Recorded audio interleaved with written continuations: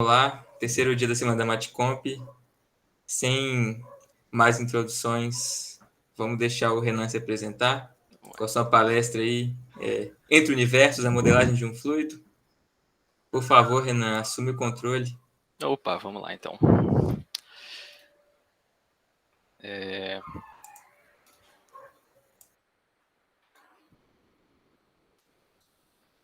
Cadê?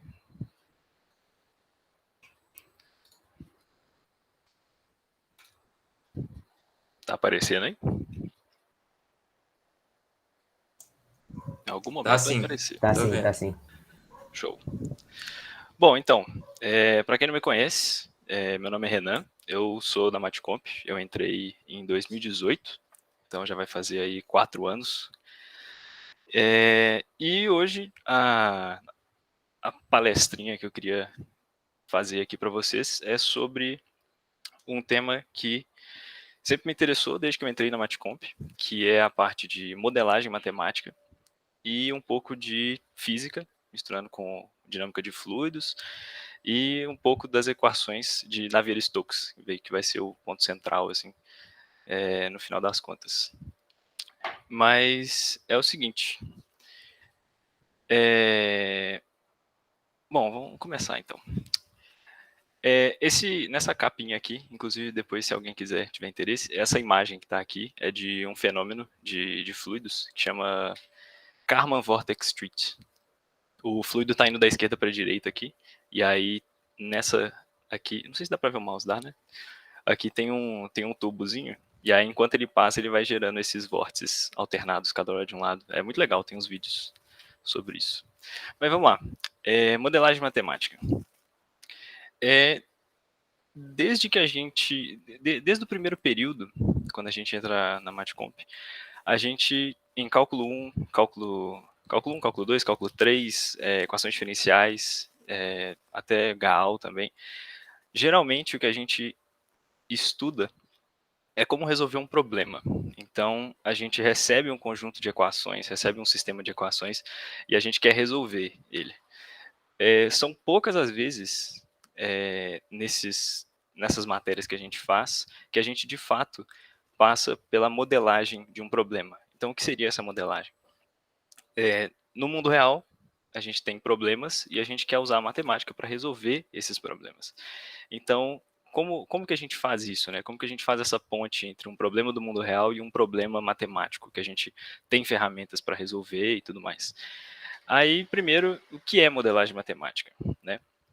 Eu peguei aqui duas definiçõezinhas, as primeiras que apareceram no Google mesmo, e nessa primeira aqui, a modelagem matemática resume-se à criação de um modelo matemático para explicação ou compreensão de um fenômeno natural.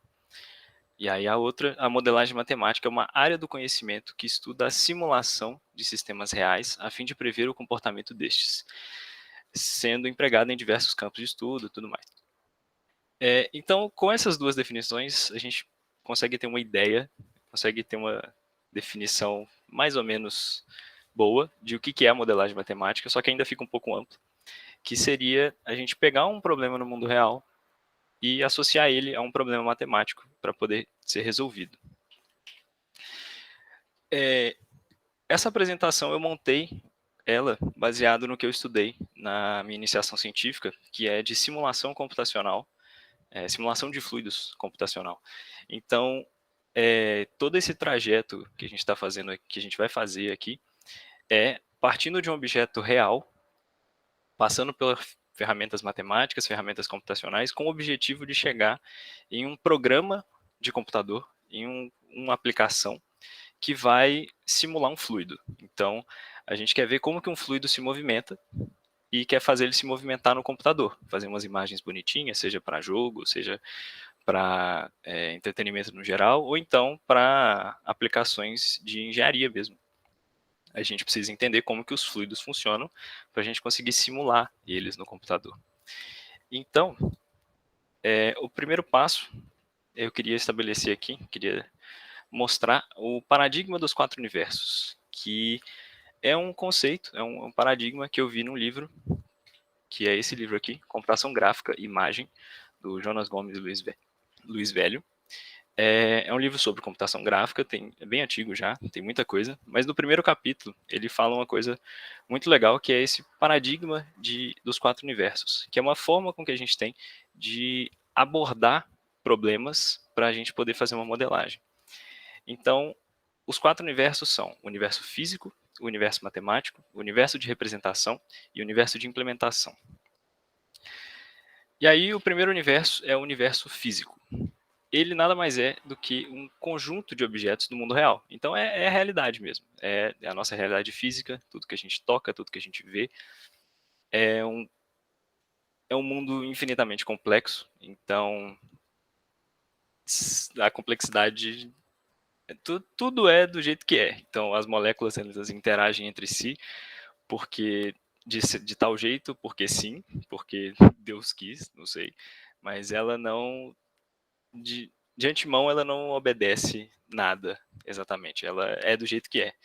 E a gente tem diversos sistemas que estão interligados. Então, nesse caso, como a gente está querendo olhar para fluidos, a gente vai ver que o que afeta o movimento de um fluido são várias coisas. Você tem a temperatura do fluido, você tem a velocidade dele, você tem a viscosidade dele. São vários sistemas que estão interligados. Então, a interação que ele tem com a superfície que ele está, são várias coisas que estão interligadas e não são separadas, né? O mundo real é um mundo contínuo, de certa forma. O segundo universo é o universo matemático. Aqui moram todos os objetos matemáticos que a gente estuda ao longo do curso, que são funções, por exemplo, que a gente estuda em cálculo 1, cálculo 2, cálculo 3, em análise a gente vai ver também, vetores, sistemas de coordenadas e infinitos outros. Tem todos os objetos matemáticos. Aqui é um mundo perfeito, é um mundo onde a única restrição que a gente tem são as restrições lógicas mesmo, da matemática. Enquanto não tiver um paradoxo, você pode fazer o que você quiser, seguindo as regras lógicas, e é isso aí. A gente está aqui nesse universo, o nível de abstração ele é máximo, então não precisa ter ligação com o mundo real de forma alguma, são 2 universos completamente diferentes, separados. O terceiro é o universo de representação. Esses próximos 2 universos eles são bem interligados, assim. A gente poderia dizer que os 2 seriam o universo da computação, mas como no livro ele separa desse jeito, eu deixei assim também. E nesse universo de representação a gente tem conjunto de objetos computacionais. Então seriam as estruturas de dados que a gente vai usar para armazenar as informações que a gente precisa, os algoritmos que a gente vai rodar para poder viajar pelas estruturas de dados ali, caminhar por elas, para resolver os problemas, o modelo de computação que a gente vai utilizar e tudo mais da computação. Nesse universo, a gente tem a restrição de que a gente está no mundo discreto, então a gente tem limitações teóricas e físicas. Limitações teóricas, no caso, seriam os próprios fundamentos da computação mesmo, problemas que podem ser resolvidos ou não, e as limitações físicas seriam mesmo de tempo e de memória. Então, se a gente modela um problema do mundo real, tem um modelo matemático, e aí a gente quer resolver esse modelo, a gente não tem tempo infinito para resolver, nem memória infinita para resolver. Então, nesse universo aqui, a gente está preocupado com as nossas limitações, de como que a gente vai resolver o problema de um jeito que atenda às nossas necessidades. E, por último, a gente tem o universo da implementação, que é onde a gente vai fazer a implementação do nosso modelo computacional, que a gente criou no universo de representação. E são todos os conjuntos de ferramentas computacionais que a gente tem à nossa disposição. Então, linguagem de programação, APIs de visualização e técnicas de engenharia de software para resolver problema, para organizar as coisas do melhor jeito possível. E aí aqui moram as tecnicalidades da implementação do que a gente for fazer, do programa. Aqui é onde as coisas começam a dar muito errado, muitas vezes. Mas é isso. Esses são os 4 universos. E agora a gente consegue fazer uma definição de modelagem matemática em cima disso, que a gente pode dizer que a modelagem matemática ela é um mapeamento de objetos do universo físico para o universo matemático. Então, a gente tem objetos no mundo real, no caso a gente vai ter aqui fluidos, então água, ar, qualquer coisa. E a gente tem algumas características, algumas propriedades desse objeto que determinam alguma coisa dele. No caso aqui a gente está preocupado com o movimento, como que os fluidos vão se movimentar. Então a gente pega essas características, pega essas propriedades do mundo físico, que a gente consegue medir, e a gente vai associar ela a objetos matemáticos. Então funções, variáveis, processos estocásticos, qualquer uma dessas coisas a gente vai atribuir as propriedades do objeto real. Então esse mapeamento, a gente pode usar ele para definir a modelagem matemática de um jeito mais bonitinho, assim, que fica mais direto de entender, digamos assim. Às vezes eu vou falando muito rápido, eu vou embolando as coisas e eu vou empolgando. Aí se alguém tiver alguma dúvida, alguma hora, pode interromper, alguma coisa assim. Aqui não tem aquele rolê de levantar a mão, né? Ou tem? Acho que tem, né? Mas aí eu vou ter que ficar olhando aqui. Alguém levantou? Eu não consigo ver. Ah, não. Beleza. Não, demorou. Então aí se alguma hora alguém tiver alguma dúvida, é só falar.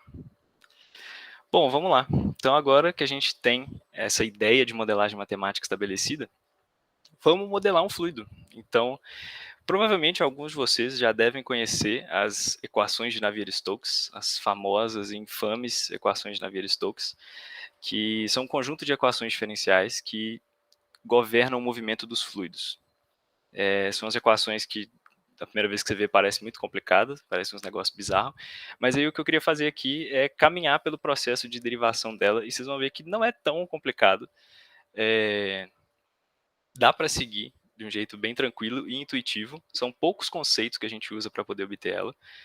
Só que o problema real é resolver elas. E aí eu não vou abordar isso aqui, isso é um outro tipo de problema. Mas é isso. O objetivo aqui é a gente passar pelo passo a passo de como modelar um fluido. Então, como que a gente vai... qual o modelo matemático, como que ele surge para a gente poder simular um fluido no computador, ou então só ter um modelo matemático mesmo. Mas no caso a gente quer, no final, resolver alguma coisa no computador. Então, o primeiro passo para a gente modelar um fluido é saber o que é um fluido de fato. Aí depois eu vou falar um pouco da hipótese do contínuo, que é uma hipótese importante para a gente definir a base do modelo. Depois a gente precisa estabelecer modelos de fluxo, falar um pouco da perspectiva lagrangiana versus euleriana, que é um negócio muito legal também. E depois a gente vai ver que as equações de Navier-Stokes, quem já tenha visto ela, aquelas equações grandes e bizarras, nada mais é do que a aplicação da segunda lei de Newton, força igual a massa vezes a aceleração. É só isso, 3 letrinhas que viram aquele monstro de equações, mas é bem tranquilo, vocês vão ver. Primeira coisa, o que é um fluido? A definição de fluido mais rigorosa, talvez, mas a melhor definição que eu vi de fluido é a de que um fluido é um corpo que se deforma continuamente, ou seja, flui, sob a ação de quaisquer forças de cisalhamento ou tensão de cisalhamento. O que diabos é isso? Forças de cisalhamento, tensão de cisalhamento. Deixa eu ver se eu coloquei no próximo. Tá aqui mesmo. Depois eu escrevo. É o seguinte, tensão. Em inglês é stress, aí eu acho que alguém deve conhecer como stress, mas a tradução de stress é tensão. E tensão nada mais é do que a força que um objeto está sentindo sobre uma certa área. Então, por exemplo, aqui a gente tem esse quadradinho aqui. A gente pode imaginar ele como sendo um sólido ou qualquer coisa. E a gente está aplicando uma força nesse sólido para frente aqui. E essa força, o que ela está fazendo é puxando a superfície de cima desse sólido, de forma que ela tenda a mover para a direita. Então, nesse sólido aqui, essa tensão aqui, que é a força, alguma força, dividido pela área que a força está sendo exercida. Então, seria a área dessa superfície aqui. Mas isso não é tão importante assim, mas vamos lá. Força sobre área. Isso aqui é a tensão. E ela tende a gerar essa deformação aqui no objeto. Então, se a gente pega, por exemplo,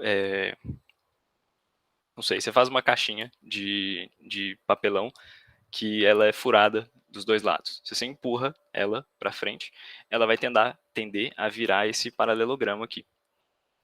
Então, essa tensão é o que a gente chama de tensão de cisalhamento. Essa deformação aqui, a gente diz que o sólido, ele, não sei se tem esse nome mesmo, mas é shearing. Não sei se tem, tipo, cisalhou ou alguma coisa assim. Mas é essa deformação tangencial à superfície. Então, quando a gente fala que um fluido ele é um corpo que se deforma continuamente sobre quaisquer forças de cisalhamento, a gente está falando que se a gente tem um tanto de fluido aqui, se a gente coloca ele numa mesa ou qualquer recipiente, a gente sabe que a gravidade vai estar atuando nele, então em cada ponto aqui a gravidade está puxando para baixo. Todo ponto a gravidade puxa para baixo no corpo. Então nesse ponto aqui, a gravidade está puxando as moléculas de água que estão aqui para baixo. Como essa força ela é tangencial à superfície aqui do fluido, ele não vai resistir. Então ele vai se deformar naquele mesmo esquema lá. E aí, se a gente segue isso, faz isso para toda a superfície e evolui no tempo, no final a gente vai ter a água preenchendo isso aqui tudo. Então, quando a gente diz que um fluido é um corpo que se deforma continuamente sob a ação de quaisquer forças de cisalhamento, a gente diz que ele não tem resistência não tanta resistência a essas forças. E aí a gente pode dizer de maneira informal que um fluido é alguma coisa que você coloca em um recipiente e ele vai tomar a forma daquele recipiente. Então, se você coloca água no copo, ela não fica do jeito que ela estava caindo. Ela vai encher o copo e vai ficar em todo o volume do copo, daquele jeito. Então, isso é um fluido. E aí, aproveitando que já está aqui, eu coloquei os tipos de tensão, vai ser importante para a gente também essa outra tensão aqui, que é a tensão perpendicular, que a gente chama de tensão normal, que ela tende a deformar o objeto para esticar ele. Então, a gente tem aqui a superfície da nossa caixinha, a gente está puxando ela, a gente vai alongar ela vai ficar um pouco mais longa. Bom, então é isso. Agora a gente definiu o que é um fluido. Alguém tem alguma dúvida? Alguém tem alguma pergunta? Qualquer coisa?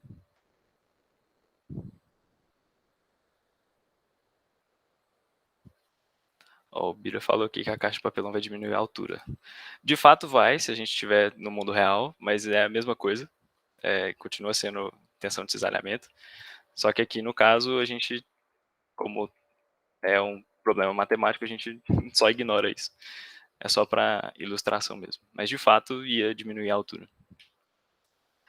Bom, então beleza. Vamos agora para a hipótese do contínuo. A hipótese do contínuo, ela é uma coisa muito importante quando a gente trata de mecânica, seja de sólidos ou seja de fluidos. Então, no mundo real, os objetos eles são compostos por moléculas.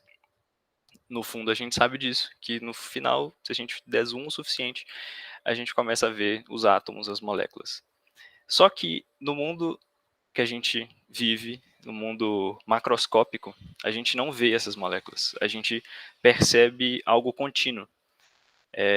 Então, em algum ponto essa continuidade ela deixa de existir. E aqui, no caso, a gente está querendo simular um fluido, a gente está querendo montar um modelo matemático que vai governar o movimento de fluidos, seja ar, seja água, qualquer coisa. Então, a gente precisa levar em conta até qual o nível de precisão, de certa forma, que a gente quer medir o volume de alguma coisa, a densidade desse nosso fluido. Porque se a gente quiser simular molécula a molécula o nosso fluido, além de ser muita molécula, por exemplo, em 10 elevado a menos 9 centímetros cúbicos, então você pega um cubo de 10 a menos 3 por 10 a menos 3 por 10 a menos 3 centímetros. É isso mesmo, né? 10 a menos 3, 10 a menos 3. É isso mesmo. Se você pega esse cubinho, existem ali 3 vezes 10 elevado a 10 moléculas de ar. Então, na água, que é mais densa, ia ser mais ainda. Então, se a gente quisesse simular cada molécula para simular um movimento do fluido, ia ser impraticável. Não tem como a gente fazer isso. Então, a gente está querendo achar algum ponto em que a gente pode considerar o fluido como sendo algo contínuo, porque ia ficar muito mais fácil para a gente. Então, aqui na direita tem um gráficozinho que mostra para a gente.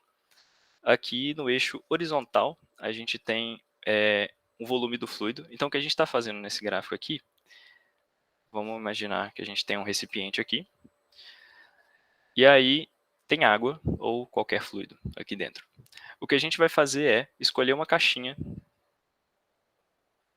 aqui e vai medir a densidade dentro dessa caixinha, a densidade do fluido dentro dessa caixinha. Então, se a gente escolhe um volume relativamente grande, aqui não tem escala, mas só para ter uma noção, a densidade vai ser alguma densidade, vai estar dada aqui, ρ. E aí a gente vai diminuindo, e diminuindo, e diminuindo. E na medida que a gente vai diminuindo, quando a gente chega em um certo ponto aqui, que é quando a gente começa a ver as moléculas, se a gente medir, vamos dar um zoom aqui. Tem uma molécula aqui, tem uma outra aqui, aqui, aqui, aqui, aqui, aqui. Se a gente escolher uma caixinha desse tamanho aqui para medir a densidade, nesse ponto aqui a densidade seria 0. Mas aí se a gente escolhe esse lugar aqui, a densidade seria algum outro número maior que 0. Então, a partir de um certo volume que a gente escolhe para medir a densidade do fluido, a gente começa a perceber que essa densidade varia absurdamente, dependendo de onde que a gente escolhe medir a densidade. E a gente vai ver que a densidade ela é uma característica de fluidos muito importante para a gente e que a gente vai precisar de medir ela, de certa forma, o tempo inteiro. Então, a gente não quer que isso aqui aconteça, isso aqui ia atrapalhar muito o nosso modelo. Então, o que a gente quer é a gente ficar numa região aqui que a gente chama de local, um valor local, que é onde é aqui que vem o nome da hipótese do contínuo, porque a gente está estabelecendo uma hipótese de que o fluido que a gente vai simular, que a gente vai modelar, o nosso modelo matemático vai assumir que ele é contínuo. Então, a gente não está tratando das moléculas, a gente vai estar tratando de um meio contínuo, que não tem nenhum furo, nem nada. Então, essa é a hipótese do contínuo. Agora vamos lá. Agora começa a parte legal, que é o seguinte. A gente tem água. Vamos pensar aqui na água, que é mais fácil. Então, imagina que a gente tem algum lugar aqui que está passando água, daqui para cá. Isso aqui é um fluxo, a gente chama de fluxo. A água está saindo da esquerda e está indo para a direita. O que a gente quer fazer é entender como que a água ela se movimenta, como que o fluido vai evoluir no tempo. E para a gente fazer isso, o nosso primeiro passo é escolher como modelar o fluxo. E a gente tem 4 opções. São duas que tem outras 2 opções dentro. Que é o seguinte. A primeira opção é a gente escolher algum volume. Então, a gente vai pegar aqui algum volume desse fluido, que a gente chama de volume de controle. E aí, a gente aqui dentro vai ter algumas moléculas do fluido. A gente escolheu essa região aqui. E aí, dado que a gente escolheu isso, a gente tem 2 opções. o fluido está se movendo da esquerda para a direita. A gente pode de duas uma.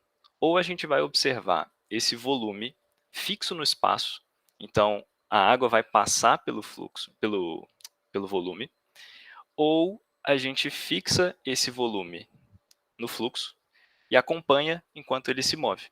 Então a gente vai estar observando a água da perspectiva daquele volume se movendo no fluxo. E aí são essas duas opções. Além disso, a gente pode também escolher um volume infinitesimal. Então, ao invés da gente escolher um volume arbitrário aqui, com seja lá qual forma for, ou qualquer superfície que ele tiver, a gente vai escolher um volume infinitesimal. Então, aqui a gente vai ter o fluido se movendo, e a gente vai escolher um cubinho com volume infinitesimal dV. E aí, de novo, a gente tem aquelas duas opções. Ou a gente fixa esse elemento do fluido no espaço e vê como que a água vai passar por ele, ou a gente acompanha o fluxo e vai seguindo ele, e aí vai dar para a gente dois modelos completamente, não completamente diferentes, mas inicialmente eles parecem muito diferentes, mas no final, quando a gente faz as contas, é o mesmo modelo. Mas a gente tem essas 4 abordagens possíveis para poder fazer. E aí o que a gente vai escolher aqui, que foi o que eu escolhi na iniciação científica e que o livro que eu estou usando como base usa para fazer a derivação, é o modelo do elemento de fluido infinitesimal se movendo no fluxo. Então a gente vai pegar um pedacinho pequenininho do fluido, um volume muito pequeno, e vai ver como que ele está andando nessa correnteza de água. Alguém tem alguma dúvida, alguma coisa?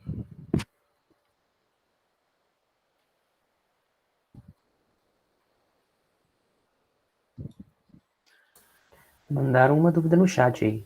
Ah, o Thiago. Deixa eu ver aqui. Na hipótese do contínuo, a densidade que você assume que é uma função contínua?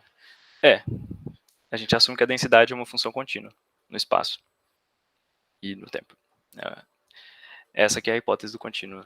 Quer dizer, é o que a hipótese do contínuo permite que a gente faça. É assumir que a densidade é uma função contínua. E agora, beleza. Essa coisa de olhar o fluxo de algum ponto parado ou então de acompanhar o fluxo, seguir a correnteza, tem nome e a gente chama de perspectiva lagrangiana e euleriana, ou euleriana. A lagrangiana é a perspectiva que a gente acompanha o elemento ou o volume, então a gente está seguindo o fluxo. E a euleriana a gente fica parado e vendo como que o fluxo passa. Uma analogia que geralmente a galera usa é se você, por exemplo, quer medir a temperatura ambiente, temperatura do ar, você pode de duas uma.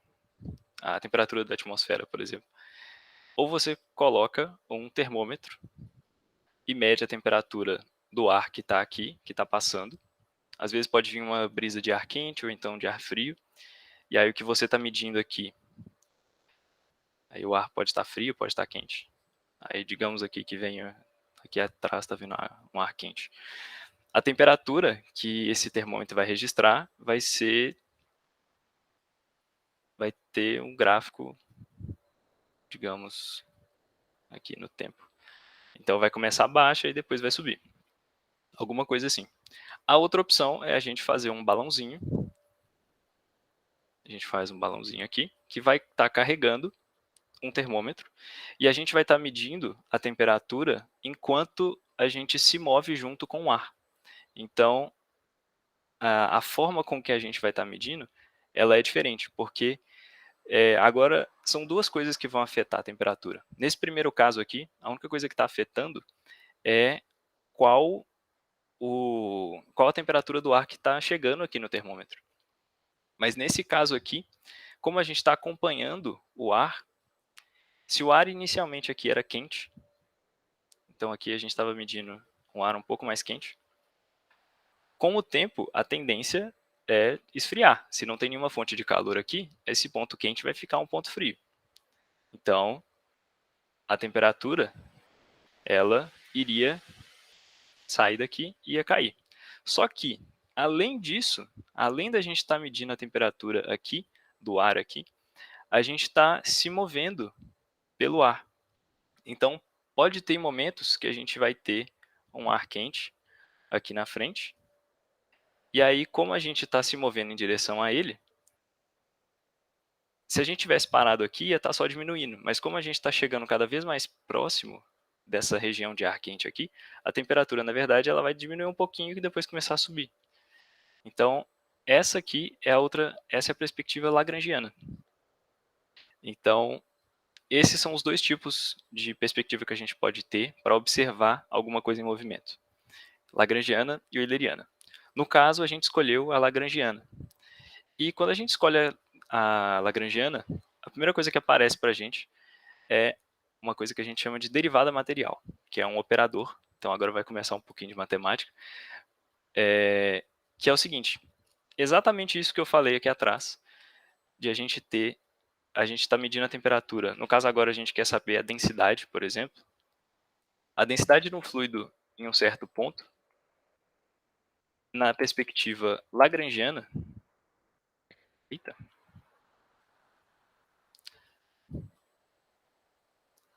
na perspectiva lagrangiana, ela tem dois fatores que alteram ela. É o valor da propriedade, que no caso aqui era a temperatura ou pode ser densidade. É o valor local mais um valor que vai alterar de acordo com o nosso movimento no fluido.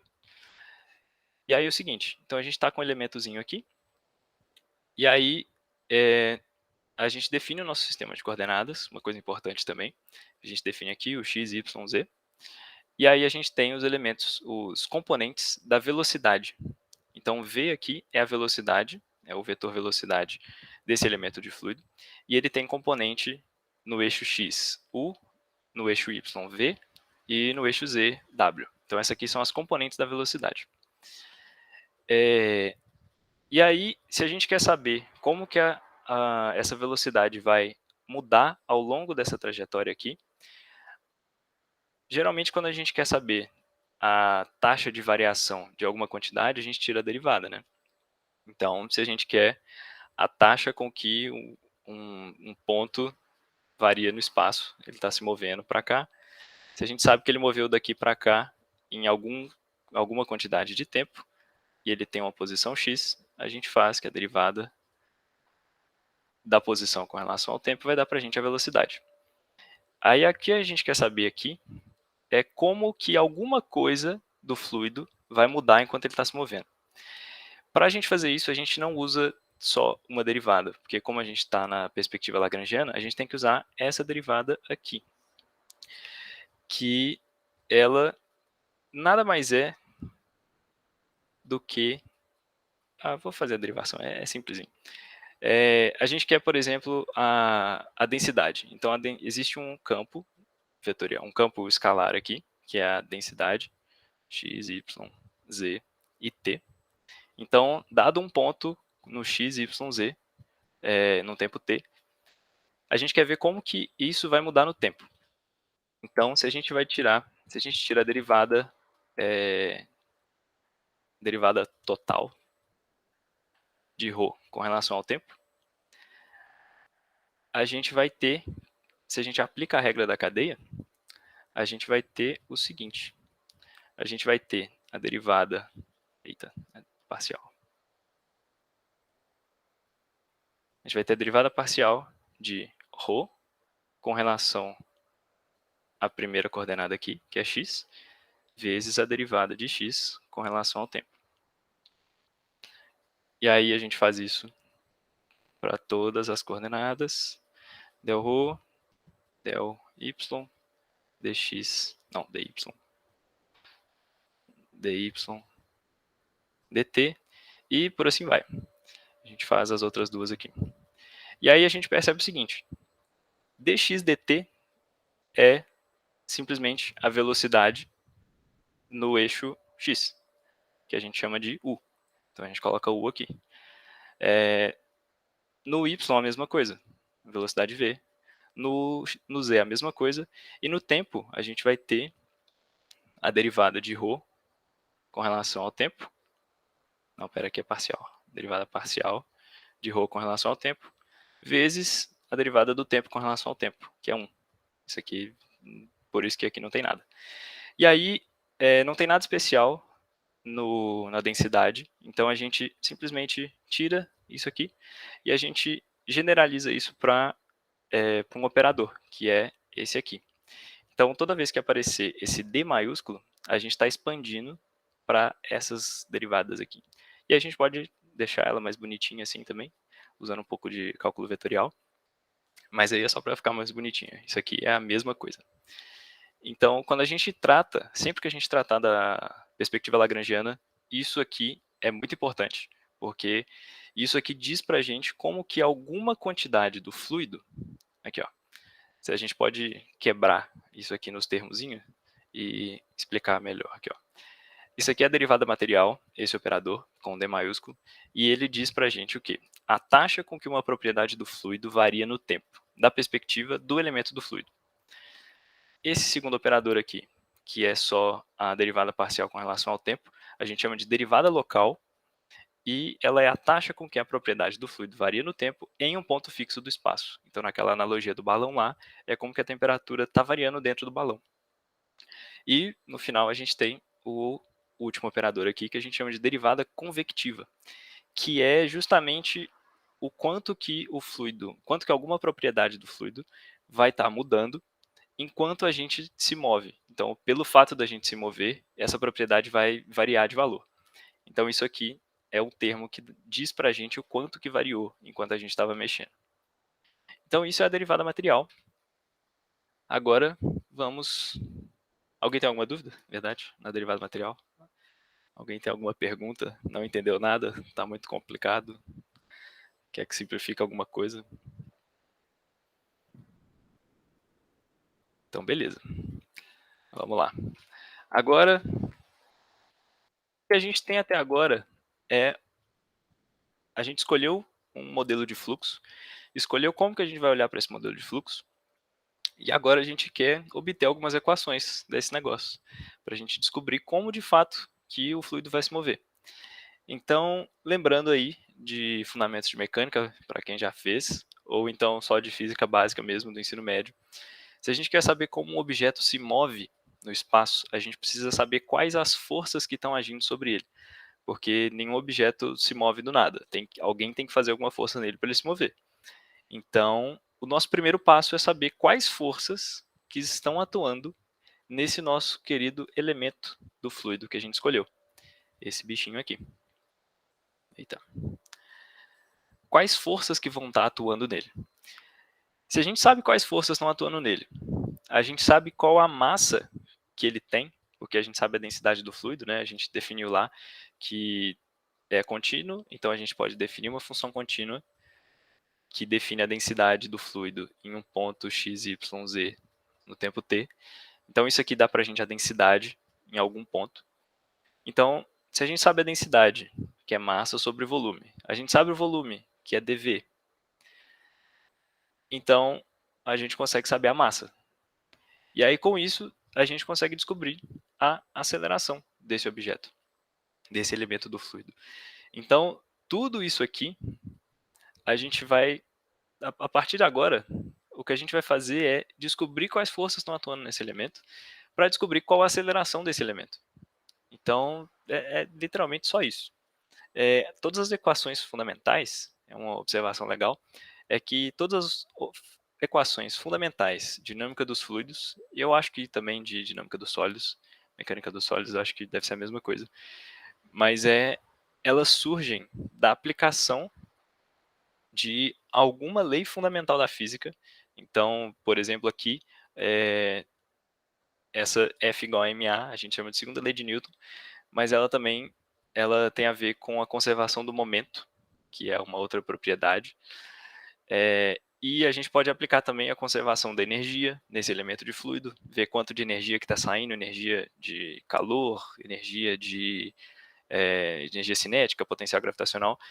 E aí, se a gente aplica a conservação de energia aqui, a gente vai obter um monte de outras equações. E isso é um negócio muito legal também, que todas as equações complicadas que você vê, provavelmente ela vem de alguma coisa muito simples sendo aplicada em outra coisa muito simples, mas que a relação delas acaba no final sendo um pouco complicada. Mas é isso. Então o que a gente vai fazer aqui, aplicar a segunda lei de Newton neste cubinho de fluido. É o seguinte, aqui a gente vai fazer o diagrama de forças. Aqui estão todas as forças que atuam neste elemento. Então a gente tem um elemento aqui, um paralelepípedo, porque ele não precisa ser um cubo. E aí a gente tem aqui o nome dos ladozinhos, para poder ficar mais fácil depois, quando a gente for dar nome aos bois. E aqui a gente vai ver todas as forças que estão atuando na componente, na direção X.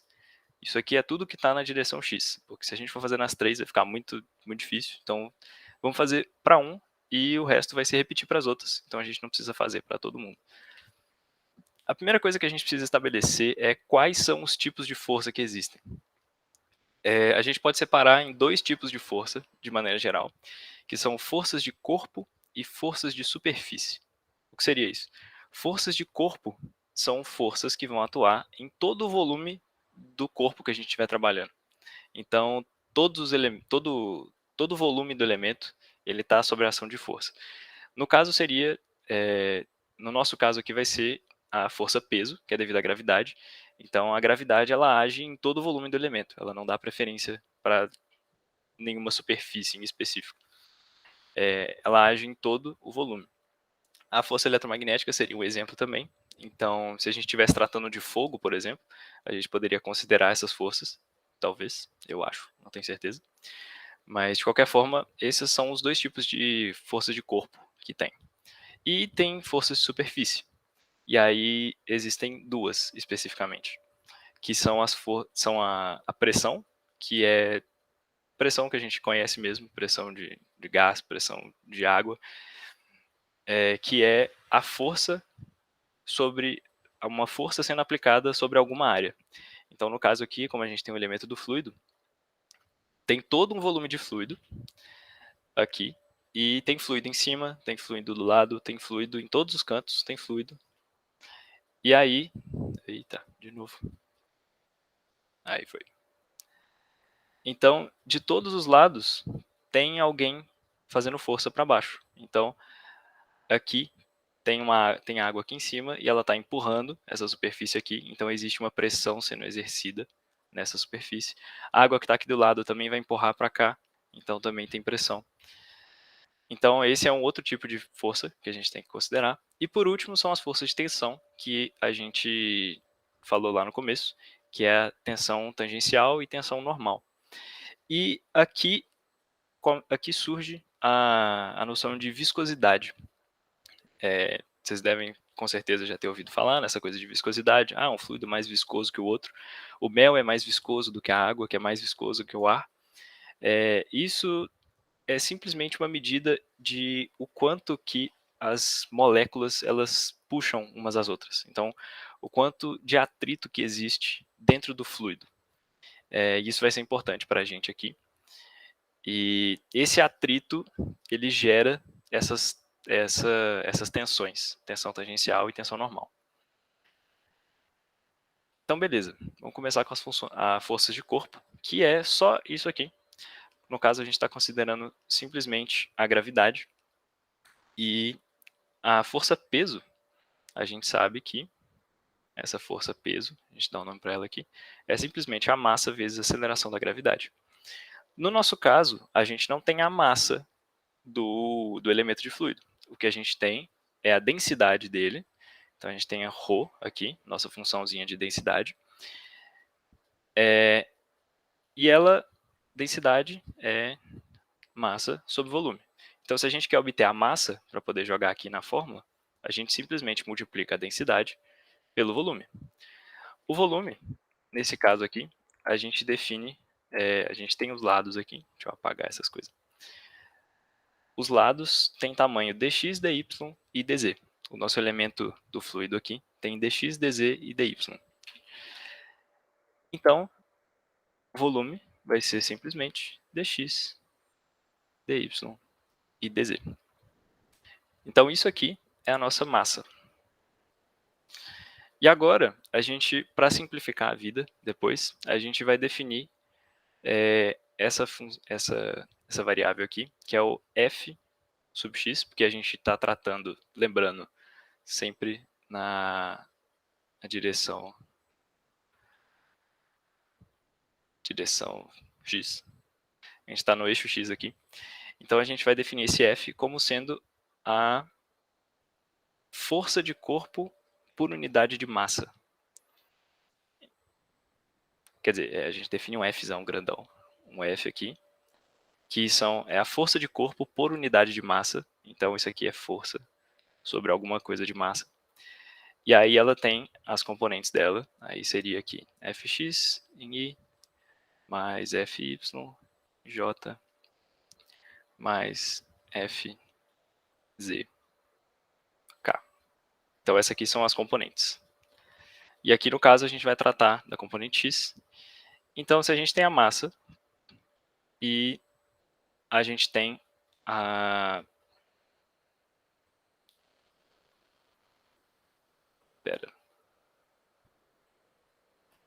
força de corpo, a gente tem a massa.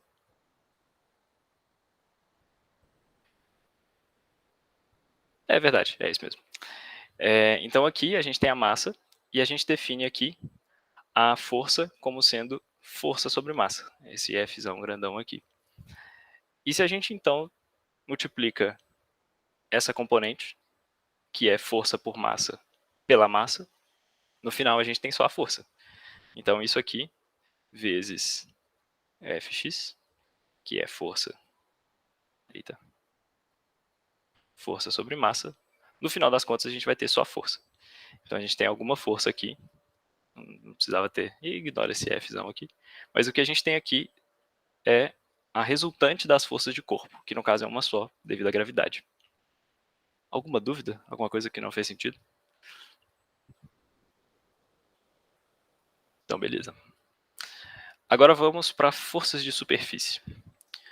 É o seguinte, a gente tem dois tipos de forças, elas podem atuar tangencialmente ou normal à superfície do nosso elemento.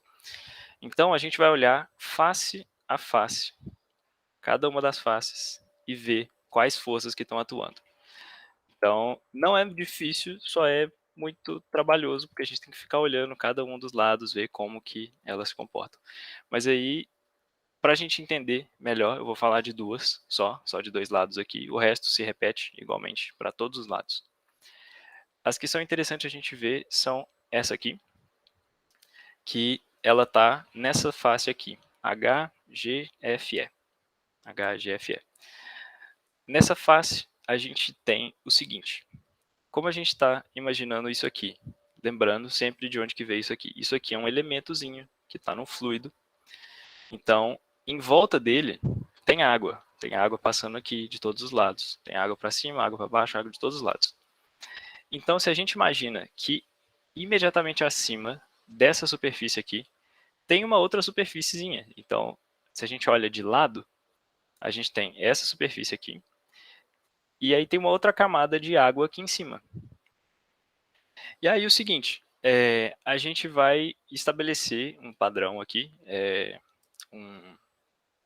não padrão, como é que fala? Peraí, deixa eu colar aqui.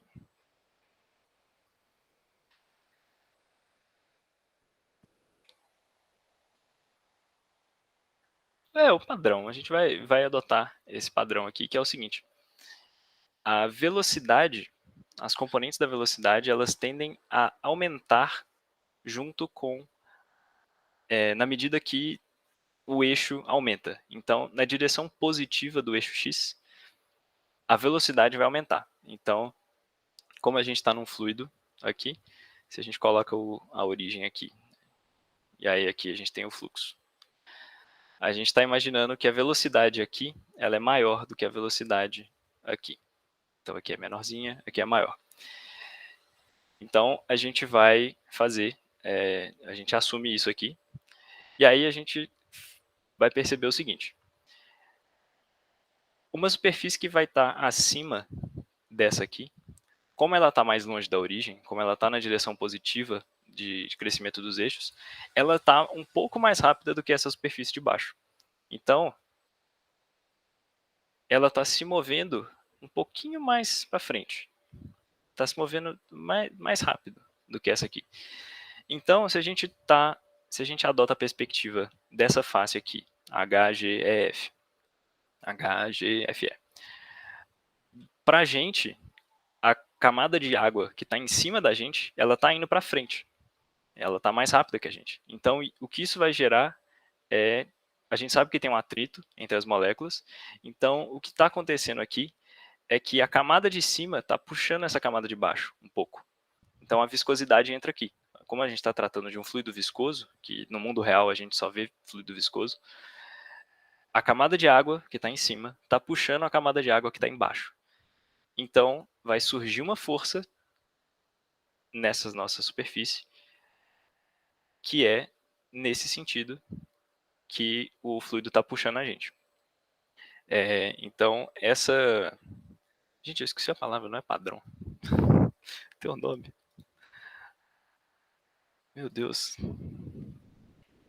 Mas tá, como a gente definiu que a velocidade vai aumentar na medida que a gente afasta da origem no sentido positivo dos eixos, a gente vai ter essa direção aqui. Se a gente inverter isso, esses sentidos aqui dos vetores vão tudo inverter, mas não faz muita diferença. O importante é a gente escolher um e seguir ele até o final. Então, beleza, a gente viu que existe uma força aqui que está puxando essa face para frente. A mesma coisa acontece aqui embaixo, só que o contrário, que é essa força aqui. Como nesse caso, a camada de baixo ela está mais lenta, então a gente está um pouco mais rápido do que a camada de baixo, então a camada de baixo ela está puxando a gente para trás. Então existe uma força nesse sentido aqui, que essa face vai sentir. Lembrando que a gente está olhando para as forças de superfície, então todas as superfícies do nosso elemento. E aí tem essa força aqui. Agora desse lado, a gente vai ter duas coisas. A gente tem uma força que está apontando para dentro aqui, que é a pressão, ou seja, existe fluido aqui em volta e esse fluido está empurrando essa face. Então, existe uma pressão que está sendo exercida sobre essa face e a pressão ela é sempre perpendicular, no caso aqui, a força de pressão. Porque pressão é força sobre área, né? Então, a gente vai ter aqui a pressão vezes a área, que é o dYdz. Então, a gente tem aqui uma força que está sendo aplicada nessa face. E, além disso, existe também a questão de que a pressão ela varia ao longo do fluido. Ela também é uma função contínua, da mesma forma como a densidade, e ela varia em cada ponto do espaço, em cada ponto do tempo. Então, à medida que a gente se move no eixo X, existe um gradiente de pressão. A pressão vai mudando. Então, se a gente tira a derivada, a gente tem a derivada da pressão, a gente tem que considerar essa variação, porque existe uma pressão nesse ponto aqui, mas como a gente está olhando dx dessa distância aqui, a gente multiplica por dx aqui, e aí a gente vai ter o quanto de força que teve devido à variação da pressão, para chegar nesse ponto aqui. E isso é a força que está empurrando para dentro. Agora, como tem fluido de todos os lados, e o fluido que está mais para a direita está movendo mais rápido, então, nessa face aqui, vou desenhar desse lado aqui, já está meio confuso aqui, né? Essa face aqui, ela está movendo um pouquinho para cá, mas a face da frente, ela está movendo um pouquinho mais rápido. Então, o que acontece é que ela vai querer puxar a gente, vai querer puxar essa face aqui naquela direção. Então, a gente vai ter aqui uma tensão devido à viscosidade, a gente vai ter aquela tensão, porque a gente está querendo deformar esse cubo no sentido de alongar ele, porque o fluido está movendo mais para a direita. E aí a gente vai ter esse outro termo aqui, que é a tensão. Esses termos parece muito complicado, parece muito confuso, mas também é muito tranquilo. A face que a gente viu lá é FGH, é essa aqui. É essa aqui? É, né? É FGH. É FGH, é isso mesmo. A gente tem dois termos aqui. Esse tal, que está aparecendo aqui, ele é o seguinte. A gente adota uma notação que é a seguinte. Isso aqui indica para a gente a tensão que existe. Como a gente viu, a tensão ela pode ser normal ou tangencial. E aí, para simplificar a nossa vida, a gente vai adotar essa notaçãozinha aqui, que é o seguinte. Quando a gente tem tal e j, a gente está indicando a tensão. Quando o i for diferente do j, a gente indica a tensão tangencial. E se os índices forem iguais, a gente está falando da tensão normal. Isso porque, se a gente olha aqui para o volumezinho, a gente tem nessa face aqui a gente tem... ao invés de desenhar de novo, vou fazer aqui mesmo. Apagar isso aqui.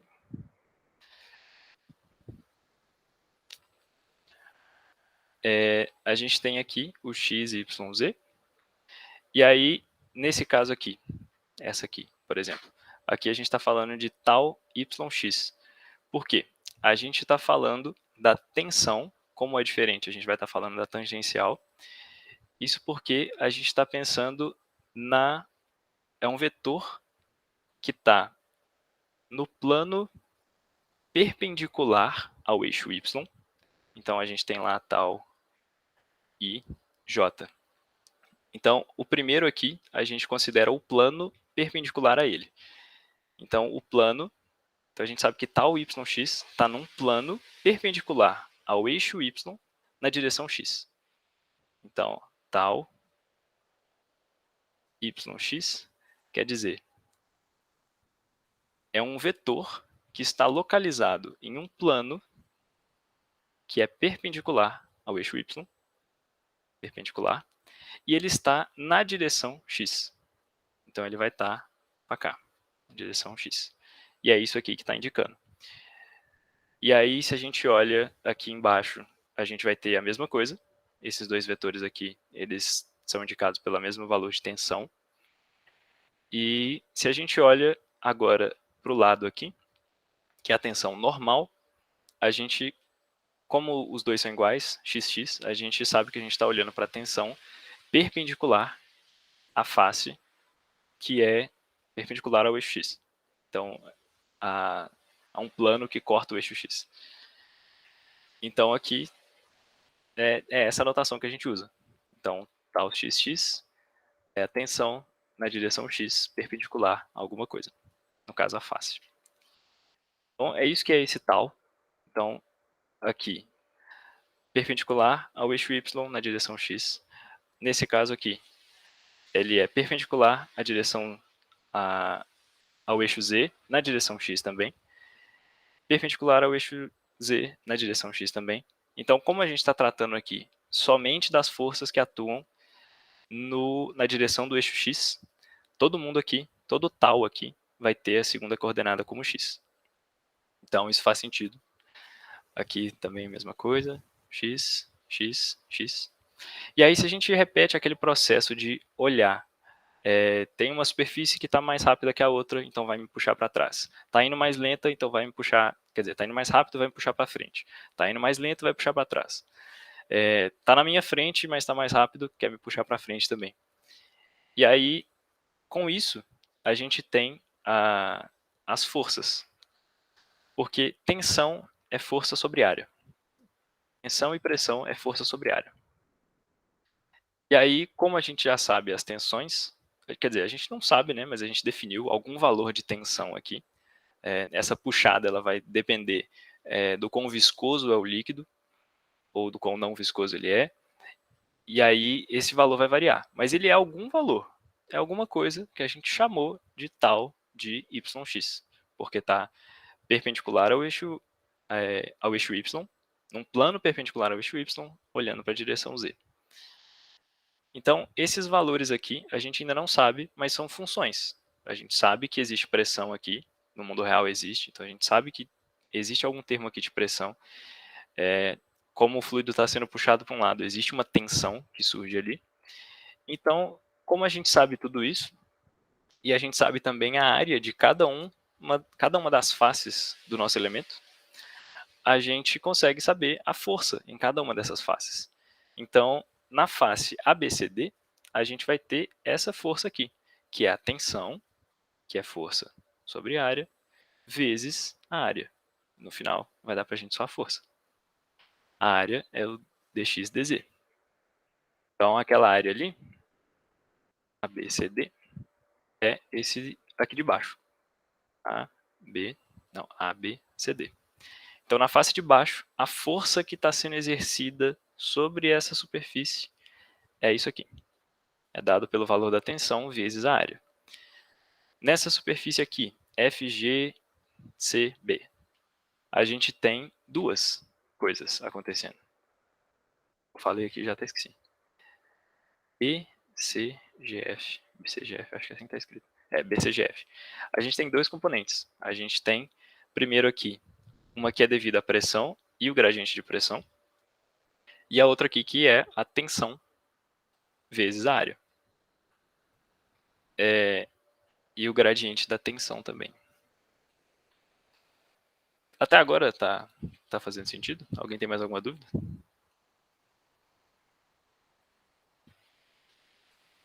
Caralho, ninguém tem pergunta. Ah, pera, o Thiago perguntou alguma coisa. Não, deve ter tempo já, né?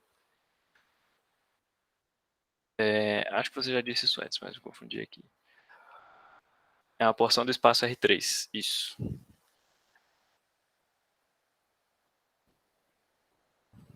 Como meio externo. É um sólido dentro do fluido.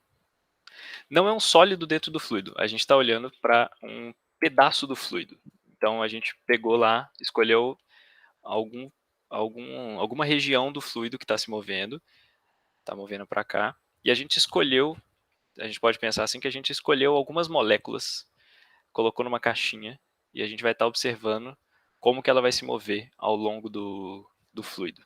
Então, a gente não está olhando para um objeto dentro do fluido. A gente está olhando para o fluido mesmo, só que delimitado nesse espacinho, que é nesse nosso elemento infinitesimal. E aí, com isso, com esse tanto de coisa que a gente faz repetido, de um lado para o outro, olhando para todas as faces, olha para onde que vai tal lugar, tal força está sendo exercida de tal jeito. Se a gente pega isso aqui, a gente consegue juntar nisso aqui. Isso aqui é a resultante das forças de superfície no eixo X. Essa coisa bizarra aqui. É isso. Isso aqui são as coisas, as forças de superfície no eixo X. Se a gente junta isso, se a gente pega isso aqui e depois junta com aquela primeira lá, quer dizer, na verdade nessas aqui mesmo, se a gente abre isso aqui, multiplica o dy com dz aqui dentro, multiplica para cá, abre isso aqui tudo, faz aquela brincadeira gostosa de fazer manipulação algébrica, a gente vê que isso aqui se reduz a isso aqui. Então, em cores aqui, eu coloquei, isso aqui são as forças, de superfície, e isso aqui são as forças de superfície normais, normal, e essas aqui são as tangenciais. Tangencial. Então, só para a gente não se perder aqui no meio. E aí, a gente agora tem as forças de superfície, tem a força de corpo, as forças de corpo, que no caso é uma só. Então, a gente achou o lado esquerdo da segunda lei de Newton. F é igual a ma. Se a gente tem o lado esquerdo, no caso aqui a gente está olhando só para o eixo X, se a gente já tem o lado esquerdo, a única coisa que a gente precisa fazer é olhar para o lado direito e descobrir e substituir a massa por a densidade vezes o volume, que dá para a gente a massa. E aí, no caso, a aceleração no eixo X, além além do mais, a gente sabe de uma coisa que a gente adotou a perspectiva lagrangiana, então a gente sabe que a aceleração ela é a taxa de variação da velocidade do tempo. A gente sabe disso. Então, como a gente está na perspectiva lagrangiana, a derivada que a gente vai usar aqui para definir essa aceleração é a derivada material, porque a gente quer saber como que a aceleração vai estar mudando enquanto a gente está se movendo junto com o elemento do fluido. Então, a gente substitui o AX pela derivada material da componente do eixo x da velocidade. Lembrando que velocidade é o i. Vou colocar x só para ficar mais fácil. X chapéu mais v.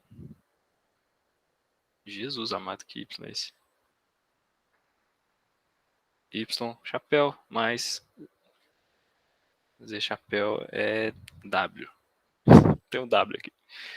Então a gente está olhando para componente do eixo x da aceleração, que é nada mais do que a taxa de variação da componente x da velocidade. Então, se a gente junta isso tudo, tem aqui aquele lado esquerdo lá, que, quer dizer, na verdade aqui já rolou uma simplificação, né? Não, mentira. Isso aqui é a massa, isso aqui é a massa, e isso aqui é a aceleração. Então, se a gente faz lá o ρ, aí no caso aqui teria um dx, dy, dz, desse lado aqui, né, que a gente viu aqui, mas aqui também tem esse dy, dx, dz dos dois lados. Então, a gente simplesmente corta ele, por isso que ele não aparece aqui. E isso aqui é as equações, quer dizer, a equação do eixo x. Isso aqui já é a equação de Navier-Stokes. Essas aqui, se a gente repete todo esse processo para as três componentes, na direção x, na direção y e na direção z, a gente vai obter essa coisinha muito bonita aqui, que são as equações de Navier-Stokes. Quem já trabalhou com isso, já viu isso em algum lugar, provavelmente não viu ele com essa cara tão bonitinha, porque o que a gente fez aqui é a gente está por alto ainda. A gente falou que existe tensão entre as superfícies, uma superfície puxa a outra por causa da viscosidade. Mas o que é viscosidade, né? O que define esse tal aqui? Que função é essa? Então, esses três termos aqui, eles meio que ainda estão em aberto. Mas, no geral, isso aqui são as equações de Navier-Stokes. Antes de eu ir para o finalzinho aqui, alguém tem alguma dúvida de qualquer parte? Que eu acho que eu falei meio rápido, sei lá. Alguém tem alguma dúvida de alguma parte? Não entendeu absolutamente nada? Ficou muito difícil? Então beleza. E aí, uma coisa legal é que esses termos aqui, um cara muito inteligente chamado Newton, ele descobriu, ele definiu, e alguns testes, não sei exatamente como ele achou, mas ele definiu cada um dos taus como essas relações aqui. Então, quando a gente fala de um fluido newtoniano, a gente está falando de um fluido que segue essas equações aqui, e que além disso, além de seguir aquelas equações ali, ele obedece essas relações aqui. Então, o fluido newtoniano, ele é um fluido newtoniano se essas relações aqui valem. A gente tem duas variáveis aqui, o lambda e um μ. O μ a gente chama de coeficiente de viscosidade molecular e o lambda é um segundo coeficiente de viscosidade. Eu não sei o que significa esses dois aqui, não tenho a menor ideia, mas é assim que é definido. Então agora quando você pensar em um fluido newtoniano, saiba que isso aqui tem a ver. O Newton descobriu isso aqui, definiu, não sei qual seria o termo certo a usar, mas ele descobriu isso aqui e depois o Stokes, que depois dá o nome, né, as equações de Navier-Stokes. Uma das contribuições do Stokes foi definir essa relação aqui entre esses dois coeficientes. E aí, se a gente pega essa brincadeira toda aqui, pega esses carinhas e joga nas equações, a gente tem esse monstro aqui. Depois de algumas manipulações algébricas também, não é direto, mas a gente tem esse monstro aqui, que alguém já deve ter visto em algum lugar e ter ficado com medo, que são as equações de Navier-Stokes para um fluido newtoniano na forma conservativa, que a gente chama, que quer dizer, na forma não conservativa, que é a perspectiva lagrangiana. Mas isso é só um detalhezinho. Mas é isso. Isso aqui são as equações de Navier-Stokes. Vocês podem pensar nelas só isso aqui. Isso aqui é um outro detalhe, dependendo do que você for trabalhar. Mas então é isso. Então, com essas equações aqui, essas relações de pressão, velocidade e densidade, a gente define como que o fluido vai se mover. Como que ele se move de um lado para o outro, como que ele interage com ele mesmo. E aí, se quiser ir para a parte mais complicada de fazer uma coisa mais realista, a gente vai ter que trabalhar com esse monstrinho aqui. E aí, inclusive, alguém já deve ter ouvido falar, né, das equações de Navier-Stokes como parte dos problemas do milênio, do Clay Institute. E o problema que é posto lá é que isso aqui, se vocês não perceberam, né, é um conjunto, é um sistema de equações diferenciais parciais. E, dada uma condição inicial, o problema que está posto lá, que se alguém descobrir, vai ganhar $1 milhão e vai resolver um problema da matemática que está aí há muitos anos.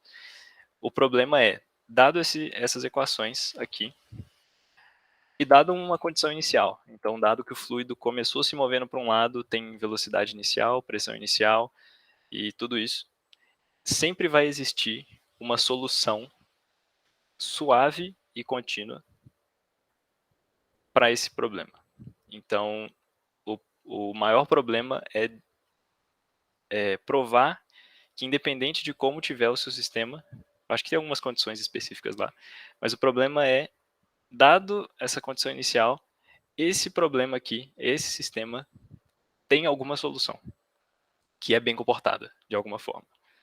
Então, esse que é o problema do Clay Institute, e é legal saber também. E é isso. Isso aqui governa movimento de água, fogo, ar, qualquer coisa, qualquer fluido, vai obedecer essas equações aqui. E é isso mesmo. Se alguém tiver alguma dúvida, alguém tiver alguma pergunta. Esses aqui são os livros que eu usei, se alguém tiver interesse depois em olhar alguma coisa. Mas é isso.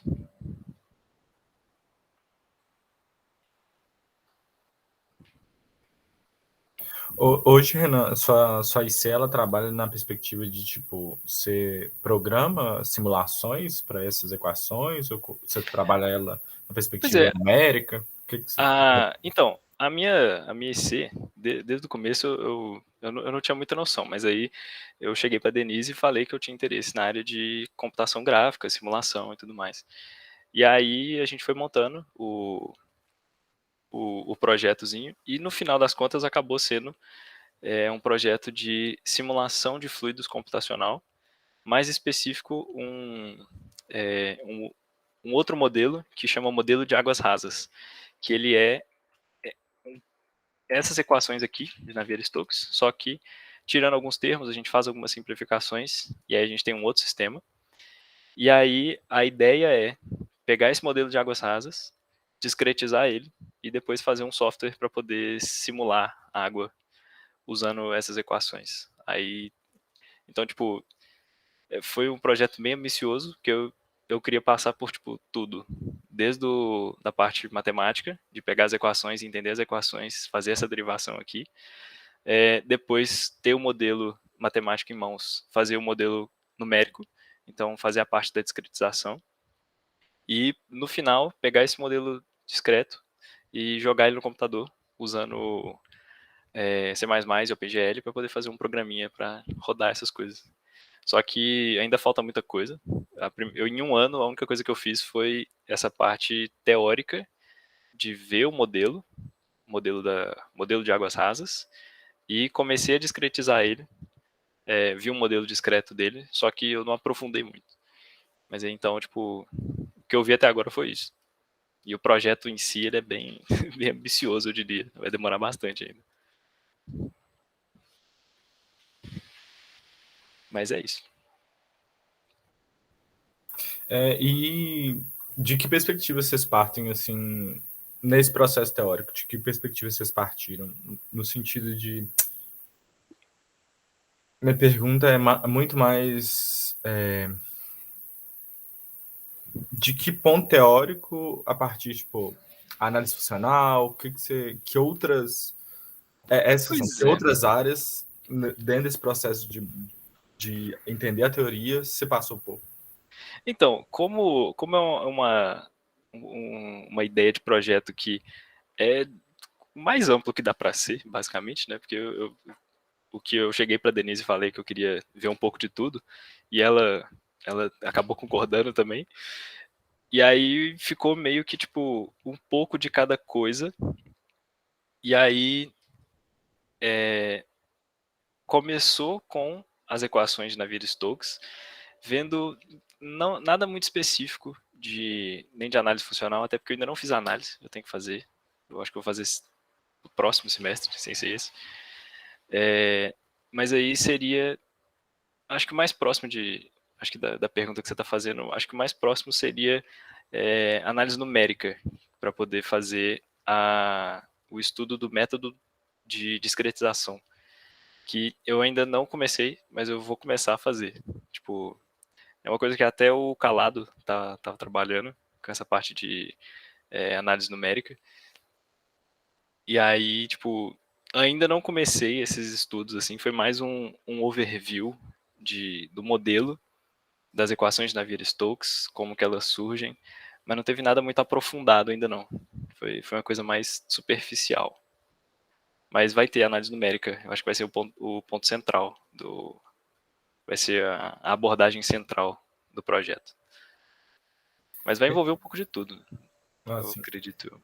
Dentro dessa perspectiva, dessa simplificação aí para o modelo de águas rasas, o modelo de águas rasas tem solução analítica fechada? Ou como que é? Pois isso eu não sei. Eu posso até abrir ele aqui, que eu tenho a parte que eu fiz para... eu posso pegar o pôster, né, que eu fiz. Porque acredito assim, né, quando você faz concessões no modelo geral de Navier-Stokes, talvez você deve cair, às vezes, num caso de que a solução analítica existe, né, Pois é. fácil, existe fórmula para ela, quer dizer, não sei, né? Não sei, não. O problema de Navier-Stokes, ele é para 3 dimensões. O problema que está nos problemas do milênio, ele é para 3 dimensões, porque para 1 e para 2 dimensões já está resolvido. Então, mas o modelo de águas rasas, o que ele faz é reduzir o nosso sistema. Deixa eu ver se eu acho aqui o pôster, só para mostrar a carinha das equações. O que a gente faz é simplificar, ao invés da gente ter que tratar das 3 dimensões de vertical, na x, y e z, a gente trata de um modelo mais raso. Então, a gente considera que as dimensões em x e em z são muito maiores. Tá dando para ver? Acho que eu estou compartilhando a tela mesmo, né? Tá dando sim. É essa coisinha aqui. Esse aqui é o modelo de águas rasas. São essas equações aqui. A gente descarta, de certa forma, a velocidade vertical e a gente faz essas simplificações aqui. Ó. A gente assume que o fluido é não viscoso e incompressível. Então, a gente joga um termo lá para simplificar mais a vida. A condição de superficialidade, que as componentes horizontais são muito maiores que a vertical. Então, a gente despreza a variação da velocidade no eixo vertical. E esse aqui é o principal, que os termos dominantes da componente vertical das equações de Navier-Stokes lá é a gravidade e o gradiente de pressão. E isso é essencialmente a gente considerar só pressão hidrostática. Então a gente está meio que considerando uma água mais calma e rasa, de forma que não tem muito problema de, digamos assim, turbulência, não vai formar nenhuma estrutura, nenhum vórtice lá dentro da água. A gente vai ter um comportamento quase laminar da água, assim, vai ser bem comportado. Então, eu imagino que tenha soluções. Isso foi uma coisa, essa questão analítica das equações eu não cheguei a ver. A gente nem pensou, na verdade, nisso. A gente estava focado em sair do modelo e chegar no programa de computador e a gente nem passou por isso. Mas é uma pergunta interessante. Se esse sistema aqui tem alguma solução bem definida, se sempre vai ter solução. Não tinha pensado nisso, mas talvez tenha. Eu acho que tem. Porque é um modelo muito usado principalmente para simulação de atmosfera, para poder fazer previsão do tempo, por exemplo. Eles usam esse sistema de equações aqui. Lógico que com alguns outros termos, porque esse aqui está mais simplificado ainda. Mas é usado o tempo inteiro. Então, com certeza deve ter algum paper, alguma coisa falando sobre a questão analítica. Eu vi mais sobre a numérica, sobre como discretizar o modelo e tal. Mas boa pergunta. Depois eu vou ver mais sobre isso. Tinha pensado.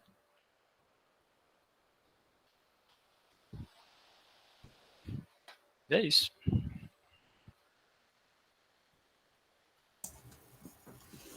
Mais alguma pergunta, pessoal? Ih, tem no... Rafa carregou aí, né? Peraí, que tem o Thiago aqui no... Ah, o Felipe também fez pergunta. Então, água com maisena não satisfaz isso aí, né? Não, água com maisena não satisfaz aquelas condições ali. As equaçõezinhas aqui. Tem que ser única. Eu acho que não, a solução para o problema do Clay Institute lá, eu não sei. Eu acho que é só existência. Acho que não é existência e unicidade. Até porque eu não sei se é. Não sei se seria uma solução única. Fluido dinâmico, cara. Geralmente quem aplica são os engenheiros.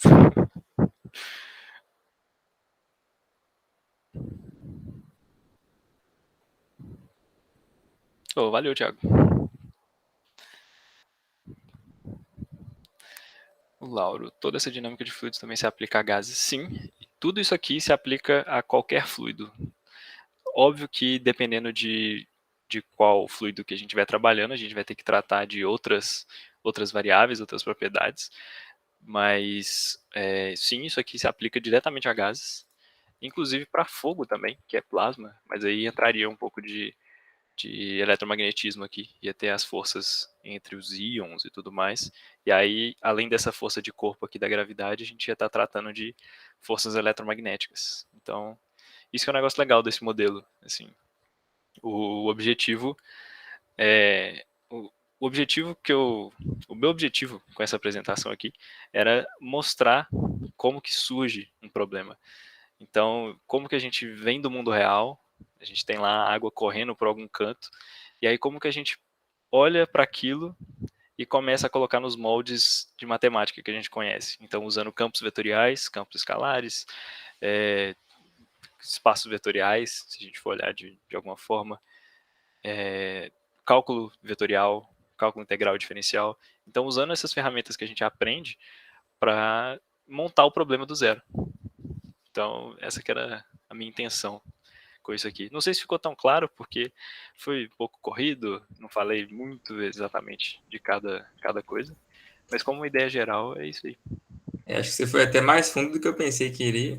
Bacana. Acho que a próxima palestra, aí, dando uma dica para a parte 2, você pode falar sobre as propriedades terapêuticas da dinâmica de fluidos. O que você acha? Porque eu tenho um aplicativo no celular que é de fluidos, assim, e você fica lá avaliando isso aqui quando você tá todo. Nossa, bota diferença. Tem pra web também. Eu já fiquei Fica lá, é muito fazendo bom. rodinha de fluido aqui. É muito doido, mano. Tantos anos de matemática para a gente ficar aqui fazendo pra ficar correndo cores no celular. Exatamente. Eu queria perguntar também, talvez, sobre, não sei se faz sentido, se eu perdi alguma coisa, se você já falou sobre, a questão da perspectiva dos métodos numéricos, né? Porque eu não sei a diferença, mas eu sei que existem perspectivas de elementos finitos, volumes finitos, elementos discretos. Isso no contexto do arcabouço, a gente vê, né, em equações diferenciais numéricas, a diferença finita, né? Para trabalhar de maneira geral, lá a gente não chega a trabalhar numa perspectiva de terceira dimensão, de 3 dimensões, em geral só de 2, né? Pelo menos quando eu fiz equações diferenciais numéricas. E lá a gente vê métodos de diferenças finitas, mas eu sei que existem métodos de elementos finitos, volumes finitos, elementos discretos. Não Pois sei é, se você sabe a tem. diferença deles ou Não, se pois você é, tem tem noção. vários, assim. A grande parte, tipo assim, eu acho que a principal diferenciação que dá para fazer ainda, esses todos aí são métodos de. A gente consegue colocar eles só na perspectiva euleriana. Então a gente define aquela. A gente particiona nosso espaço lá nas malhas, e aí a gente trabalha com as coisas indo de um ponto da malha para o outro, né? Mas aí tem outros métodos numéricos que trabalham com a perspectiva lagrangiana. Um deles chama SPH, que ele é muito usado. Soft, como é que é? Eu esqueci o nome. Alguma coisa Particle Hydrodynamics, alguma coisa assim.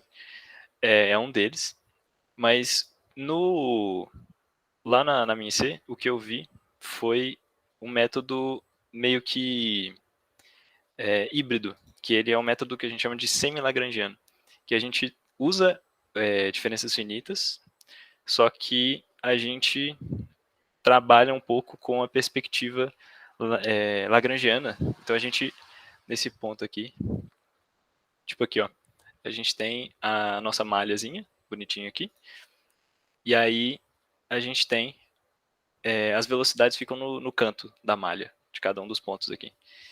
E aí, por exemplo, nesse ponto aqui, a gente tem a velocidade, esse azulzinho, num tempo tn, que é esse v e jn. E aí a gente quer saber qual que vai ser a velocidade no tempo n mais 1. E aí o que a gente faz é, imagina que existe uma partícula que estava viajando pelo esse campo de velocidade, e aí a gente volta um pouquinho atrás, seguindo o campo, acha onde que vai estar acha onde que a partícula vai estar naquele tempo, faz uma interpolação com as velocidades aqui, de acordo com a distância, né? Está mais próximo desse aqui, então vai ser um pouco mais para aquele lado. E aí define a velocidade no tempo n mais 1 como sendo essa velocidade. Então ele não é bem um método de diferenças finitas, ele é só o método que é o método das características, inclusive. Tem um método analítico, que é o método das características, e aqui seria o análogo dele para o método das características numérico, de certa forma. Mas aí a gente chama ele de modelo semi-lagrangiano. É um outro método numérico que a gente usa para resolver parte daquela equação. A gente não resolve tudo. A outra parte a gente resolve com diferenças finitas mesmo. Mas esse é um outro método que a gente usa para resolver. Que ele é uma mistura dos dois. De um método lagrangiano com euleriano.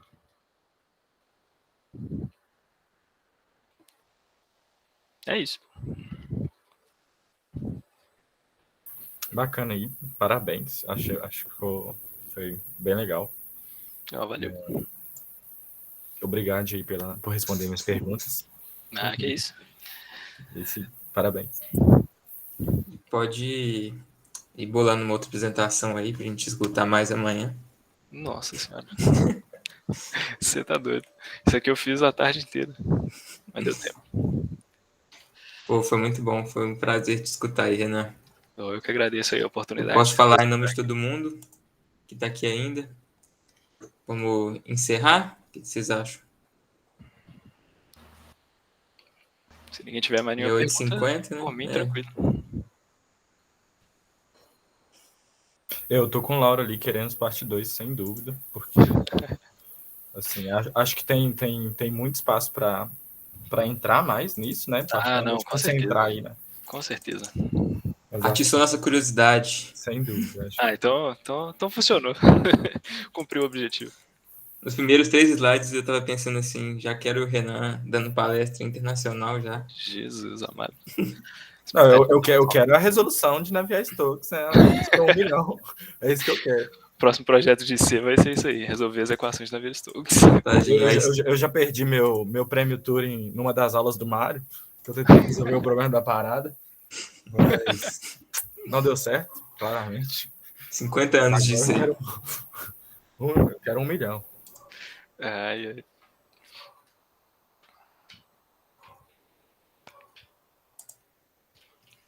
Então vamos encerrar, galera. Muito obrigado pela participação de vocês. Obrigado, Renan. Foi muito bom te ver, te escutar aí de novo. Valeu, muito bom. Muito Falo bom isso com saudades também. Então vou encerrar a gravação aqui. Tchauzinho, pessoas. Até mais, galera. Tchauzinho, gente. Boa noite. Amanhã tem mais. Boa noite. Tchau, gente. Boa noite.